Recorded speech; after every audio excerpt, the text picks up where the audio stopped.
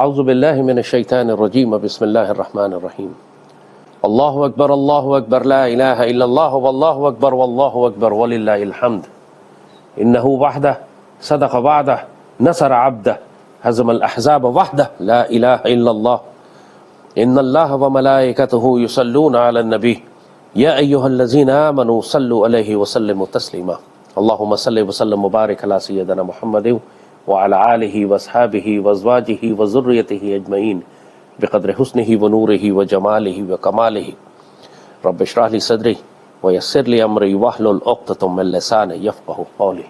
آج ہم پاکستان کے حکمرانوں، پاکستان کی فوج، علماء، سو کالڈ دانشوروں اور عوام سے مخاطب ہیں۔ آپ سب پر حجت تمام کی جا رہی ہے، آپ سب کو وارننگ دی جا رہی ہے، آپ سب کو خبردار کیا جا رہا ہے، آپ سب کو نصیحت کی جا رہی ہے۔ اللہ نے یہ پاکستان آپ کو امانت کے طور پر دیا ہے، اللہ نے یہ پاکستان آپ کو اپنے فضل اور اپنے کرم اور اپنے انعام کے طور پر دیا ہے۔ اس پاکستان سے خیانت مت کرو، ورنہ تم دنیا میں بھی ذلیل کیے جاؤ گے اور آخرت میں بھی رسوائی اور خواری تمہارے نصیب میں ہوگی۔ اس میں کوئی شبہ نہیں ہے کہ آج پاکستان کی حکمران جماعتیں، پاکستان کی فوج، پاکستان میں رہنے والے مسلمان سیدی رسول اللہ کے اس تحفے کے ساتھ خیانت کر رہے ہیں، اس کا حق نہیں ادا کر رہے جیسے حق ادا کرنے کا حق ہے۔ ہمارے بڑوں نے جب یہ پاکستان بنایا تھا وہ بہت اچھی طرح جانتے تھے کہ یہ پاکستان سیدی رسول اللہ نے اپنی نگرانی میں بنوایا ہے۔ تمام بڑے بڑے علماء اس وقت اس بات کی گواہی دیتے تھے کہ ان کو سیدی رسول اللہ کی زیارت نصیب ہوئی ہے، سیدی رسول اللہ نے پاکستان بننے کا حکم فرمایا ہے، آپ کی مدد اور تائید اس میں شامل ہے۔ قائد اعظم کی مخالفت کرنے والے علماء، حتیٰ کہ شبیر احمد عثمانی جیسے فرد بھی جو پہلے دیوبند میں تھے، ان کو سیدی رسول اللہ کی زیارت ہوئی اور آپ نے فرمایا کہ یہ پاکستان بن رہا ہے، اور قائد اعظم کی جانب اشارہ کر کے فرمایا کہ یہ میرا مجاہد ہے، اس کی مخالفت مت کرنا۔ اس کے بعد علامہ شبیر احمد عثمانی نے دیوبند سے استعفیٰ دیا اور قائد اعظم کے ساتھ شامل ہو گئے، جمعیت علماء اسلام اپنی جماعت بنائی۔ خان آف قلات، ان کی اولاد کئی دفعہ میڈیا پر آ کر یہ بات کر چکی ہے کہ بلوچستان ہم نے صرف اس لیے پاکستان کے ساتھ شامل کیا کہ ہم کو سیدی رسول اللہ کا براہ راست حکم آیا تھا۔ ان کی قلات کی ریاست تھی اور یہ سوچ رہے تھے کہ ہم کس طرف جائیں، بھارت کے ساتھ ملیں یا پاکستان کے ساتھ ملیں، تو خان آف قلات کو سیدی رسول اللہ کی زیارت نصیب ہوئی، اور آج ان کے بیٹے اور ان کے پوتے خود تصدیق کرتے ہیں اس بات کی کہ ہاں ہم نے بغیر زور زبردستی کے صرف سیدی رسول اللہ کے حکم کے تحت اس بلوچستان کو ہم نے پاکستان کے ساتھ شامل کیا تھا۔ اس وقت جب پاکستان بنا تو بڑے بڑے بزرگوں نے یہ بات کہی تھی کہ خلافت عثمانیہ ٹوٹنے کا جو غم اور جو دکھ مسلمانوں کو لگا تھا، اللہ نے اس کے ازالے کے طور پر، کفارے کے طور پر، اس کے بدلے امت مسلمہ کو پاکستان کا تحفہ دیا ہے۔ یہ پاکستان سیدی رسول اللہ کی نگاہ میں کتنا قیمتی ہے، کتنا پیارا ہے، اور آپ کی کتنی امانت ہے آپ کے پاس۔ آپ تمام بزرگوں کے واقعات، 65 کے واقعات اور بعد میں پاکستان کی تاریخ کے ہونے والے واقعات جو بزرگوں نے کتابوں میں لکھے ہیں، ممتاز مفتی کو پڑھو، قدرت اللہ شہاب کو پڑھو، بانو قدسیہ کو پڑھو، ان ساری کتابوں کو تم نے، پھر بھی تمہیں یقین نہیں آتا کہ یہ پاکستان اللہ اور اس کے رسول کی نگاہ میں کتنا قیمتی ہے۔ پاکستان بننے کے 25 سال کے بعد اس نسل نے، اس سے پاکستان کی حفاظت نہیں ہو سکی۔ بڑوں نے جب پاکستان بنایا تھا تو اس وقت کہا تھا کہ برسوں کے بعد اڑے ہیں یہ پرچم ہلال کے۔ ہلال کے پرچم خلافت عثمانیہ کے دور میں اڑا کرتے تھے۔ پھر پوری مسلم دنیا ایسی ذلت و رسوائی اور تکلیف میں چلی گئی۔ برسوں کے بعد پھر اڑے پرچم ہلال کے، یہ سبز ہلالی پرچم اللہ نے ایک مرتبہ پھر لہرایا۔ اس وقت ہمارے بڑوں نے کہا تھا آنے والی نسلوں کو کہ طوفان سے ہم یہ کشتی نکال کر لائیں، میرے بچوں رکھنا اس ملک کو سنبھال کے۔ بڑا اس وقت کا ایک مشہور گانا تھا، آج بھی سنو تو انسان کی آنکھوں میں آنسو آتے ہیں۔ 50 لاکھ شہید دیے ہم نے، 1 کروڑ لوگوں نے ہجرت کی، آدھے رستے میں کاٹے چلے گئے، تب یہ پاکستان بنا تھا۔ کسی کے باپ کی میراث نہیں ہے، یہ کسی کی باپ کی جاگیر اور جائیداد نہیں ہے۔ یہ پاکستان کسی بھٹو کا اور کسی پنجابی سب نیشنلسٹ کا اور کسی مارنگ کا نہیں ہے، یہ پاکستان اللہ اور اس کے رسول کا ہے، سیدی رسول اللہ کا ہے، اس امت کا ہے، اور تم کو یہ امانت دی گئی ہے اس پاکستان کی حفاظت کی۔ 71 میں पाकिस्तान की सबसे बड़ी बड़ी सियासी जमातें गद्दार हो चुकी थी। मुजीब और भुट्टो ने पाकिस्तान तोड़ा है। ये नापाक और पलीत लोग। याहिया खान अहमक का बच्चा था, बदकार था, जलील और जानी था, लेकिन पाकिस्तान तोड़ना नहीं चाहता था। पाकिस्तान इसलिए टूटा कि नाअहल, करप्ट और जलील हुक्मरान थे और सियासी जमातें गद्दार थीं और दुश्मनों की साजिशें थीं। ये बात हम तुमको बहुत अच्छी तरह बता चुके हैं। ये पाकिस्तान वक्त के फिरौन के लिए मूसा है, एक ऐसा मूसा जिसको कत्ल करने के लिए लाखों बच्चे भी अगर फिरौन को कत्ल कराने पड़े तो वो उस मूसा को तलाश करता है कत्ल कराने के लिए, और उसकी हिफाजत अल्लाह करता है। उस बच्चे की हिफाजत, उस मूसा की हिफाजत अल्लाह करता है। अल्लाह इस पाकिस्तान की हिफाजत कर रहा है, लेकिन वक्त का हर फिरौन इस बच्चे को कत्ल करने के लिए हर जानिब से साजिश करेगा। अखंड भारत के रास्ते में अगर कोई चट्टान अल्लाह ने खड़ी की है तो वो पाकिस्तान है। ग्रेटर इसराइल के रास्ते में अगर अल्लाह ने कोई चट्टान खड़ी की है तो वो ये पाक सरजमीन है। लोहा अफगानिस्तान के बीच में अगर अल्लाह ने कोई मुसलमानों की चट्टान खड़ी की है तो वो ये सब हिलाली परचम है। मशरिक और मगरिब का हर कुफ्र अल्लाह के रसूल की इस निशानी को खत्म करना चाहता है, और ये इमानत हम पाकिस्तानियों को दी गई है कि तुमने सर धड़ की बाजी लगानी है और इसकी हिफाजत करनी है। इस पाकिस्तान की हिफाजत करने की जिम्मेदारी सिर्फ पाक फौज की तो नहीं है, आर्मी, नेवी और एयरफोर्स की तो नहीं है, हर मुसलमान की है, चाहे वो दुनिया के किसी भी हिस्से में बसता हो। और ये बात जब हमने कही थी तो कितना भड़के थे ये मुनाफिक, जब हमने कहा था कि इस पाकिस्तान के खिलाफ जंग करने वाला या तो मुशरिक होगा, या मुर्तद होगा, या मुनाफिक होगा, या काफिर होगा। कोई मुसलमान इस पाक सरजमीन और इस पाक फौज के खिलाफ जंग नहीं कर सकता। तो 71 में हमको जो तकलीफ हुई, हमें जो चोट लगी, हम पाकिस्तानी तो दूध के जले हुए हैं, हम तो तकलीफ उठाए हुए हैं। हमें तो अपनी तारीख से सीखना चाहिए था कि वो क्या गलतियां हमने की जिसकी वजह से हम आधा मुल्क तोड़ बैठे, जिसकी वजह से भारत हम पर मुसल्लत हुआ, मशरकी पाकिस्तान हमारे हाथ से चला गया। हमारे अपनों ने जो गद्दारियां की, लाखों पाकिस्तानी उसी तरह शहीद किए गए जैसे पाकिस्तान बनाते वक्त शहीद किए गए थे। हमारी सफों में गद्दारी सियासत में थी। यही सियासी जमातें जो इख्तिदार की खातिर इधर तुम उधर हम, मुजीब भी गद्दार था, भुट्टो भी गद्दार था, वो वजारत की खातिर उसने पाकिस्तान तोड़ दिया। आज उसकी औलादे सिंध में ये नारा मारती फिरती हैं, मरसू मरसू सिंधना डेसू। ये नारा तो होश मोहम्मद शीदी का था जो उन्होंने अंग्रेजों के खिलाफ लगाया था। जब अंग्रेज कब्जा करने के लिए आए थे सिंध पर तो तालपुर जनरल होश मोहम्मद शीदी ने यह नारा लगाया था कि मैं मर जाऊंगा, सिंध नहीं दूंगा। आज तुम किस लिए यह नारा लगा रहे हो, मरसू मरसू सिंधना डेसू? तुम कौन सी जंग आजादी लड़ रहे हो? कौन सा तुम सिंध तोड़ना चाहते हो? कौन सा तुम पाकिस्तान से आजादी लेना चाहते हो जो कह रहे हो मरसू मरसू सिंधना डेसू? सिंध तुम्हारे बाप का है क्या? तहरीक पाकिस्तान में इतना बड़ा किरदार सिंध का था। सिंध के मुसलमानों ने पाकिस्तान बनाया था, पीपल्स पार्टी ने नहीं बनाया था। तुम तोड़ चुके हो पाकिस्तान, मशरकी पाकिस्तान अपने हिस्से का। अब सिंध और बलूचिस्तान भी तुम तोड़ना चाहते हो। क्या वजह है कि जहां तुम्हारी हुकूमत है वहीं बगावतें हैं, वहीं फसाद है सबसे ज्यादा। तुम जब नवाज शरीफ पे इल्जाम लगाते हो कि वो सिंधी पंजाबी सब नेशनलिस्ट है, ग्रेटर पंजाब बनाना चाहता है, तुम क्या ग्रेटर सिंध नहीं बनाना चाहते? क्या तुम कोई सिंध को अलग करके सिंधु देश नहीं बनाना चाहते? तुम्हारी नस्लें गुजर गई इस पाकिस्तान से गद्दारी और खयानत करते हुए। सिंध में सिवाय करप्शन और खयानत के तुमने किया क्या है? और बलूचिस्तान में तुम बगावत कराते हो, वही जो बेनजीर के मरने के बाद तुम लोगों ने किया था। जानबूझकर सिंधियों से नारे लगवाए पाकिस्तान न खप्पे न खप्पे, फिर खुद हीरो बन के बैठ गए जी पाकिस्तान खप्पे, और ब्लैकमेल करके रियासत को तुमने हुकूमत और सदारत ले ली। आज भी तुम वही गंदा खेल खेल रहे हो जो तुम्हारे बड़ों ने खेला था पाकिस्तान के खिलाफ। तुम्हें वजारत नहीं दी जा रही, तुम्हें वजीर आजम नहीं बनाया जा रहा, तुम्हें इख्तिदार नहीं मिल रहा, तो तुम पाकिस्तान तोड़ने की साजिश कर रहे हो। हुकूमत तुमने ली थी ये कहकर कि मैं बलोच हूं, मैं बलोचों को संभाल सकता हूं। तो अब कहां वो बलूचिस्तान में आग लगी हुई है तो वो बलोच सदर किधर है? लेकिन इस वक्त जरूर चीखें मारेंगे कि मरसू मरसू सिंध न डेसू।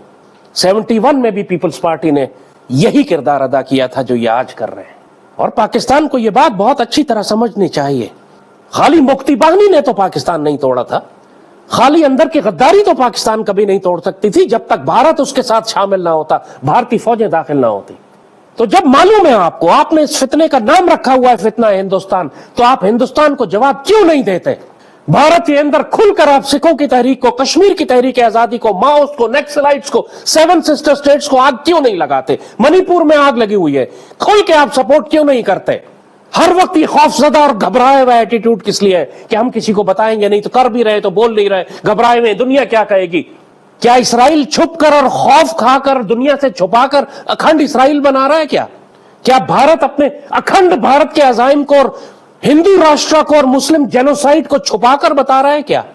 जब वो अपने इतने बड़े बड़े जराइम को खुलकर बयान करते हैं, तो आप पाकिस्तान के दिफा के लिए जायज और हक की तहरीक आजादी को खुलकर क्यों नहीं सपोर्ट करते? ना आप मुल्क में शरीयत नाफिज करते हैं, ना आप आगे बढ़कर दुश्मन को मारते हैं, ना मुल्क की सफों के गद्दारों को खत्म करते हैं, ना उन दुश्मन मुल्कों के खिलाफ जंग करते हैं जो पाकिस्तान में जंग करवा रहे हैं। आप करना क्या चाह रहे हैं? फिर कहते हैं कि कोई मैली आंख से देखेगा पाकिस्तान की जाने तो हम आंखें निकाल देंगे, हम एटमी ताकत है। एटमी ताकत सोवियत यूनियन भी था, आपसे बड़ी एटमी ताकत था वो, लेकिन नाअहल और करप्ट हुक्मरानों की वजह से, बद इंतजामी की वजह से सोवियत यूनियन एक गोली चलाए बगैर बिखर गया, अपनी जड़ों पर जड़ें निकल गई उसकी। आज दुनिया में सोवियत यूनियन नाम का कोई मुल्क नहीं है। उससे पहले यूगोस्लाविया था जो गैर एटमी ताकत था, लेकिन यूरोप का सबसे बड़ा मुल्क था। पुराने लोगों को मालूम होगा कि मार्शल टीटो के दौर में यूगोस्लाविया कितनी बड़ी ताकत था यूरोप की, और जब मार्शल टीटो मरा है उसके बाद जब मरकजी क़यादत खत्म हुई है, उसके बाद उसको कौमियत, लिसानियत, सूबाइयत और मजहबी और फिरकावारियत में तकसीम किया गया। 3 साल नहीं लगे, यूगोस्लाविया बिखर कर 6 मुल्कों में तकसीम हो गया। आज दुनिया में यूगोस्लाविया नाम का कोई मुल्क नहीं है। सोवियत यूनियन की मिसाल तुम्हारे सामने है, यूगोस्लाविया की मिसाल तुम्हारे सामने है, मशरकी पाकिस्तान की मिसाल तुम्हारे सामने है। उसके बावजूद भी तुम अगर वही गलतियां करते चले जाओ जिससे तुमको रोका जा रहा है। अल्लाह उसके रसूल सल्लल्लाहु अलैहि वसल्लम ने फरमाया, मुल्क में अदल नाफिज करो। तुमने सबसे करप्ट और नापाक लोग अपने ऊपर मुसल्लत किए हुए हैं। ए पाकिस्तानी कौम, तुम इन्हीं को वोट देते हो, इन्हीं को मुंतखब करते हो, तुम्हें भी जमहूरियत के बुत की पूजा करनी है। हालांकि शरीयत में कहीं भी जमहूरियत नहीं है, मुसलमान सिपहसालार की हुक्मरानी है।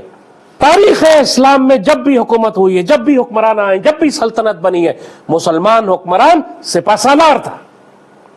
इस्लामी तारीख में हमेशा मार्शल लॉ रहा है।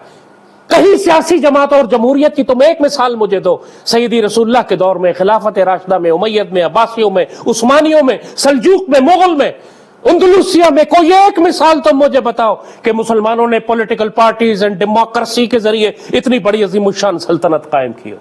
जुदा है मिजाज में, खास है तरकीब में ये कौम रसूल हाशमी। हमारा तुम मुकाबला क्यों करते हो मगरब के साथ? पाकिस्तान को मार्शल लॉ की जरूरत है, ऐसा मार्शल लॉ जो शरीयत नाफिज करे, फौजी कानून ना नाफिज करे, शरीयत नाफिज करे। हमें ऐसा मजबूत हुक्मरान चाहिए। हम फील्ड मार्शल से कहते हैं, आपने सारे ओहदे माशाल्लाह ले लिए, अब पाकिस्तान की क़यादत भी फिर मुकम्मल अपने हाथ में ले लें और शरीयत के मुताबिक फैसले करें। पूरी कौम आपका साथ देगी, हम सबसे पहले आपके साथ खड़े होंगे।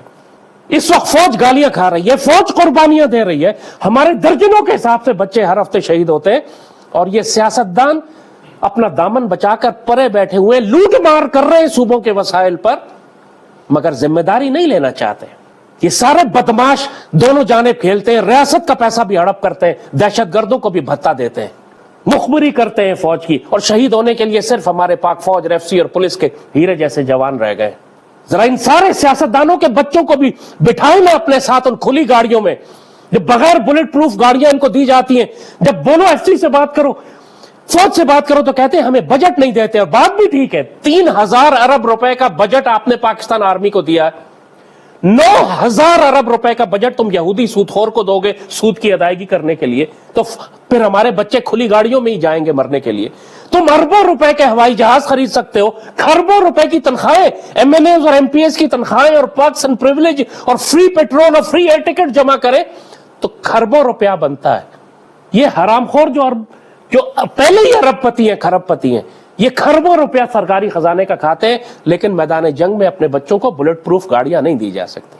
तो जहन्नुम में जाए ये डेमोक्रेसी और मेंबर ऑफ पार्लियामेंट और member of assemblies and senate and cabinet, जो इतने लानती और नापाक लोग हैं कि जिनको परवाह नहीं है कि हमारे बच्चे रोज किस तरह शहीद हो रहे हैं। जरूरत क्या है फिर इनको रखने की? यही शिकायत मुझे है सारी क़यादत से, फौज की क़यादत से भी।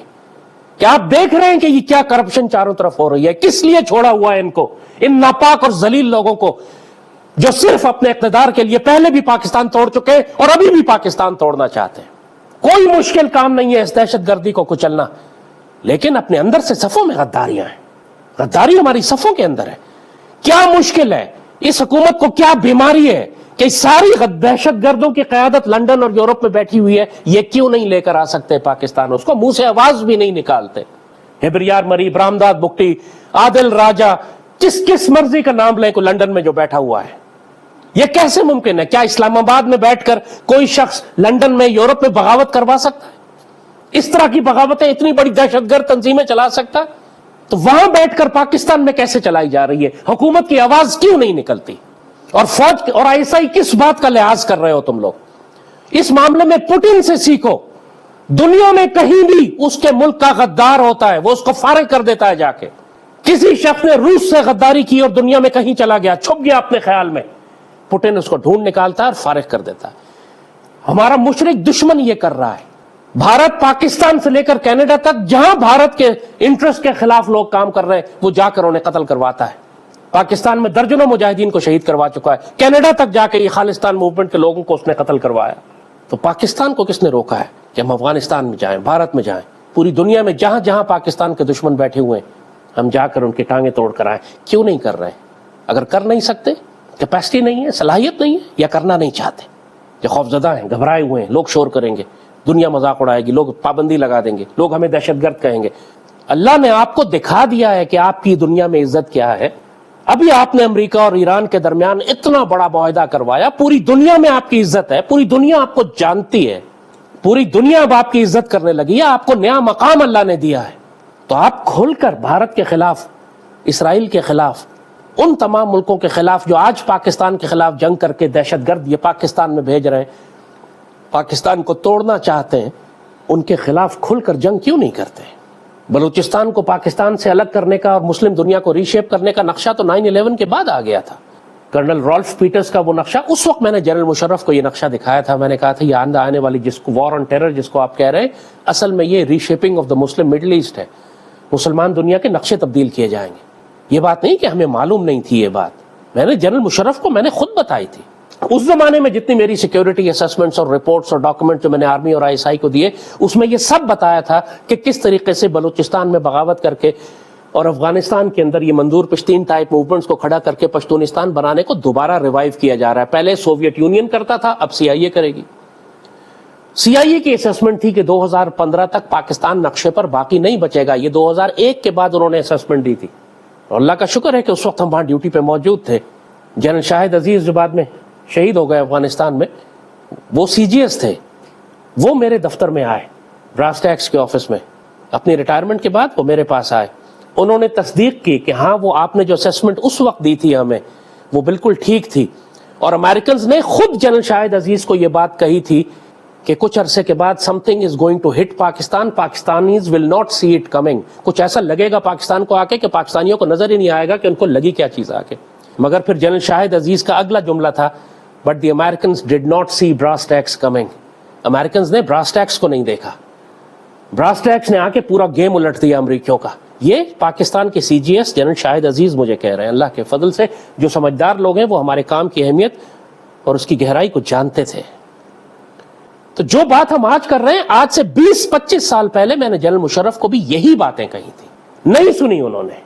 اس وقت ہم نے ان سے کہا تھا کہ پاکستان میں شام جیسی اور عراق جیسی جنگیں کروائی جائیں گی، خانہ جنگی ہوگی، دہشت گرد گروہ تیار کیے جائیں گے، آپ پوری قوم کو تیار کریں. اس وقت ہم نے ان سے کہا تھا کہ آپ فوج کی کمانڈز کو ڈی سینٹرلائز کریں. وہ سنا انہوں نے، southern command, central command, northern command, یہ اس کے بعد انہوں نے بنائی. اس وقت میں نے ان سے کہا تھا دریائے سندھ کے ویسٹ اینڈ کے اوپر، ویسٹرن سائڈ آف انڈس کے اوپر، آپ پہاڑوں کے اندر آپ فوجی بیسز اور اڈے بنائیں اور ایئر بیسز بنائیں جیسے ایران نے بنائے ہوئے ہیں. اس وقت نہیں سمجھ آئی کسی کو، ایئر چیف کو بھی سمجھ نہیں آئی، جنرل مشرف کو بھی سمجھ نہیں آئی. اور آج آپ دیکھیں کس قسم کی جنگیں ہو رہی ہیں ایران اور امریکہ اور اسرائیل کے درمیان. ایران اسی لیے بچا ہوا ہے کہ اس کے تمام ذخیرے پہاڑوں کے اندر گھسے ہوئے ہیں. اللہ نے ہمیں بھی پہاڑ دیے تھے لیکن ہم نے ان کو استعمال نہیں کیا. وہ ہمیشہ اسی طرح دشمن کرے گا، پہلے مکتی بانی بنائے گا، آپ کو اندر پھنسائے گا، جب آپ بری طرح پھنس جائیں گے پھر باہر سے فوجیں لے کے داخل ہوگا. بلوچستان میں آج یہی ہو رہا ہے، سرحد میں یہی ہو رہا ہے، کشمیر میں انہوں نے یہی فتنہ شروع کیا ہے. لیکن جب بھی اندر کی مکتی بانی بنے گی، اچھی طرح سمجھ لو کسی نہ کسی بڑی سیاسی جماعت کی سرپرستی اس کو حاصل ہوگی. بلوچستان اور سندھ میں ہونے والے تمام فساد کے پیچھے پیپلز پارٹی، بلکہ اگر گلگت بلتستان اور کشمیر میں دیکھیں تو وہاں بھی آپ کو ان کا بہت گہرا ہاتھ نظر آئے گا. یہ ریاست کو بلیک میل کر کے وزارت لینے کے چکر میں یہ گیم ہو رہی ہے ان کی طرف سے. اب یہ کام فوج کا ہے کہ دیکھے کہ اس معاملے کو کس طرح سنبھالنا ہے. بلاول کو وزارت تو نہیں دی جا سکتی صرف اس لیے کہ یہ ریاست کو بلیک میل کر رہے ہیں. آج جس طرح انہوں نے 71 میں کیا تھا، ریاست کو بلیک میل کر کے توڑ ہی دیا اپنی وزارت کے لیے. فوج کو بہت سختی کرنی پڑے گی ان سہولت کاروں کے اوپر، چاہے وہ بلوچستان میں ہو یا سرحد میں یا کشمیر میں. ان پر شریعت نافذ کریں. اگر یہ جمہوریت، یہ سیاست یہ ہمیں غرق کر رہی ہے تو اس کو ہٹائیں، گورنر رول لگائیں، مارشل لا لگائیں، جو مرضی کرنا پڑتا ہے لگائیں. ان سیاسی جمہوروں کو جو اربوں خربوں روپیہ ہڑپ بھی کر رہے ہیں، بغاوت بھی کر رہے ہیں، ان کو سین سے غائب کر دیں. ان کا کوئی کردار پاکستان کی تاریخ میں نہیں ہونا چاہیے تھا. یہ خون چوسنے والے اسکیونجر ہیں، خون چوسنے والی جونکیں ہیں. ان کا کوئی فائدہ نہیں ہے پاکستان کو. مجھے بتائیں، نیشنل اسمبلی کے ممبران، یہ صوبائی اسمبلی کے ممبران، یہ سردار، یہ وڈیرے، یہ پیپلز پارٹی، اس کا کیا فائدہ ہے پاکستان کو؟ کوئی ایک فائدہ مجھے بتائیں. جو یہ خرم اور پی ٹی آئی سب سے بڑی دہشت گرد اس وقت جماعت جو پاکستان کے خلاف ابلاغی جنگ کر رہی ہے اور دہشت گردوں کو خیبر میں سپورٹ کر رہی ہے، وہ عمران اور پی ٹی آئی ہے.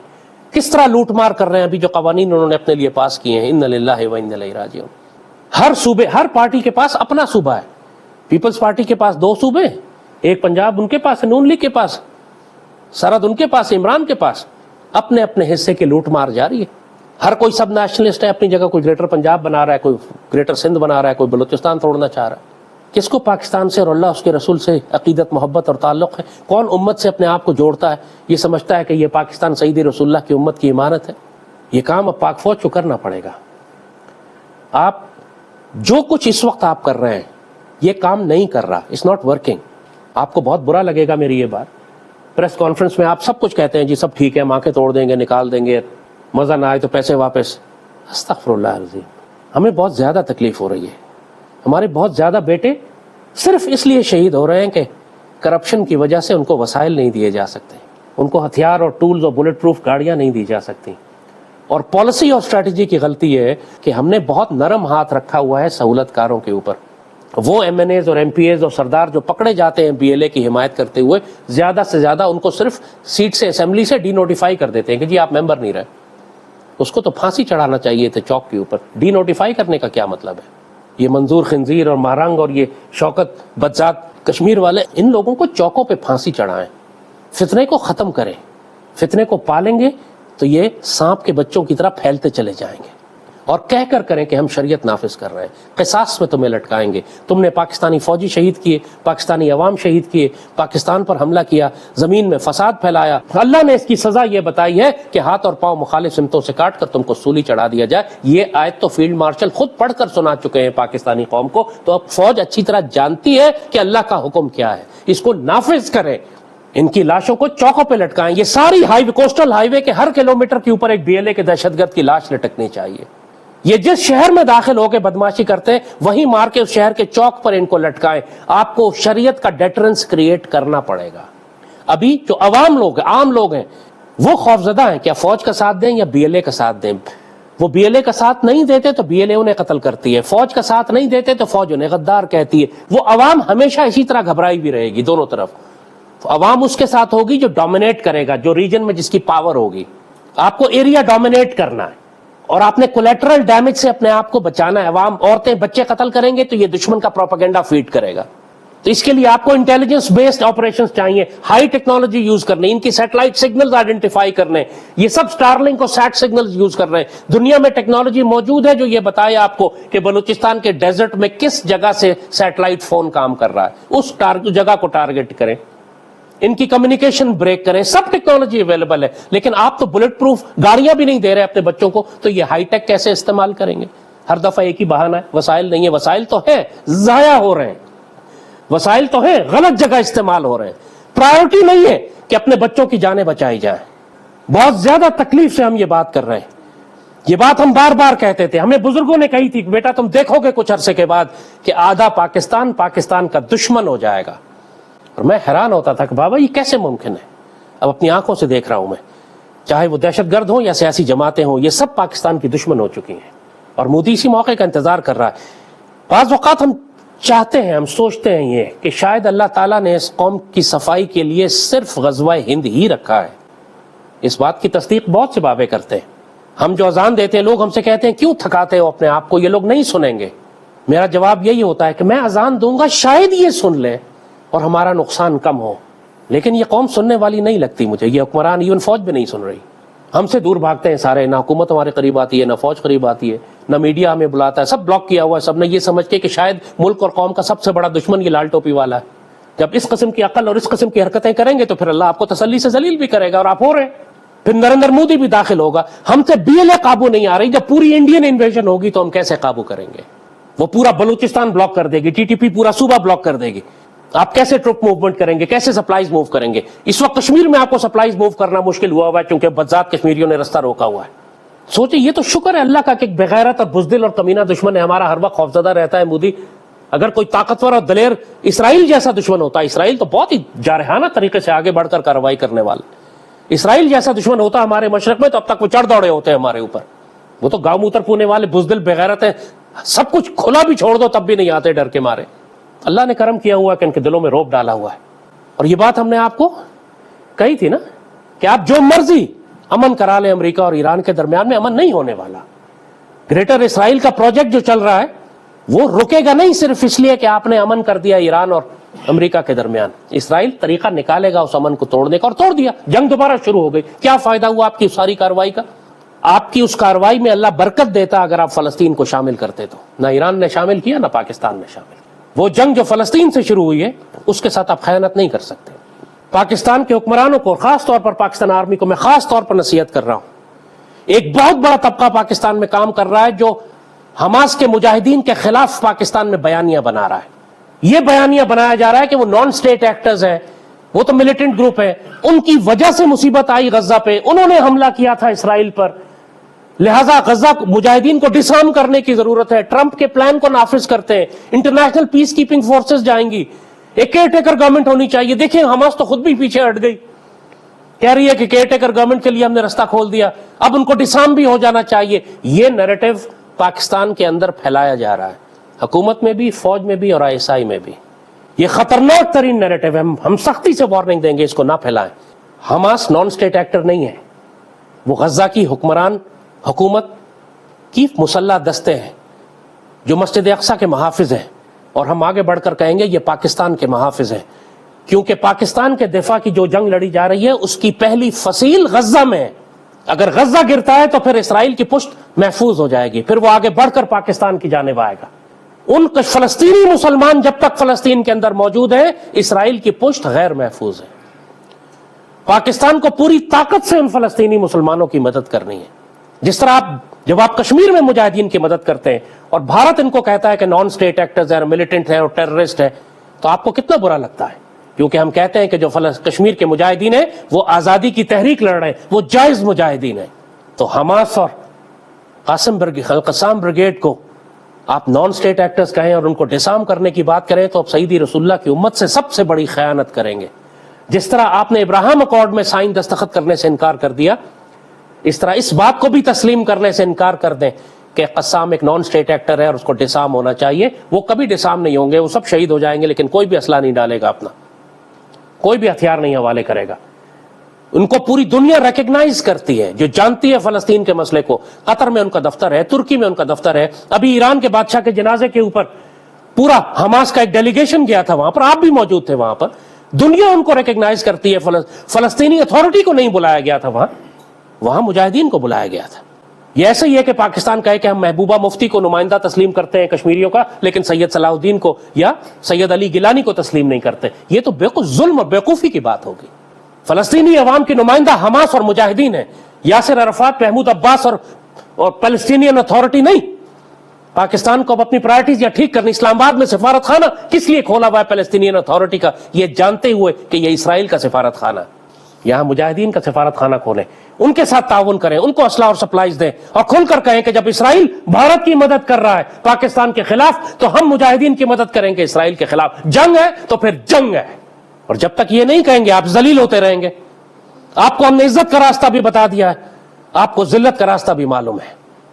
اب یہ فیصلہ آپ خود کریں, ورنہ جہاں تک اللہ کا تعلق ہے اس کا فیصلہ واضح ہے کہ پاکستان کو صرف اس لیے بنایا گیا تھا کہ اس نے غزوہ ہند کر کے ہندو مشرکوں کو ختم کرنا ہے, اور فلسطین اور مسلمانوں کی آزادی کے لیے پلٹ کر شام جانا ہے اور وہاں دجال اور اس کی فوجوں کو ختم کرنا ہے. یہ ہمارا مقصد حیات ہے. اس کے علاوہ کسی اور مقصد کے لیے پاکستان نہیں بنایا گیا تھا. اس لیے بنایا گیا تھا کہ امت مسلمہ کی قیادت ہمیں دی جائے گی, لیا جائے گا تجھ سے کام دنیا کی امامت کا. اس لیے بنایا گیا تھا کہ ہم مسلمان دنیا کو متحد کریں گے, نیل کے ساحل سے لے کر تاب خاک کاشغر. یہ ہمارا کردار تھا. وہ مرد کا بچہ ہمیں نہیں مل رہا اس وقت کہ جو اس ڈیوٹی کو چوم کے آنکھوں سے لگائے اور سیدی رسول اللہ کو رپورٹ کرے, یا رسول اللہ میں ڈیوٹی کے لیے حاضر ہوں, یا رسول اللہ فخری پاشا کی طرح میں آپ کو کبھی اکیلا چھوڑ کر نہیں جاؤں گا. ہمیں اللہ سے امید ہے, ہم دعا کرتے ہیں کہ جو موجودہ قیادت ہے وہی اس ڈیوٹی کو کر لے. اسی لیے ہم ان کے لیے دعا بھی کرتے ہیں, ان کو نصیحت بھی کرتے ہیں, ان کی مدد بھی کرتے ہیں. تو پاکستانی قوم سمجھ لو بہت اچھی طرح, تمہارا مقصد حیات, تمہارا مشن, تمہاری ڈیوٹی, کام کرنے کا طریقہ کار, اسٹریٹجی, ٹیکٹکس, سب کچھ ہم نے تمہیں بتا دیا ہے. ہر نصیحت تمہارے سامنے آ چکی ہے. تم اگر اس کو سنو گے تو تمہارے لیے دنیا اور آخرت کی خیر ہے, ورنہ اللہ کی طرف سے بڑی سخت مار آئے گی.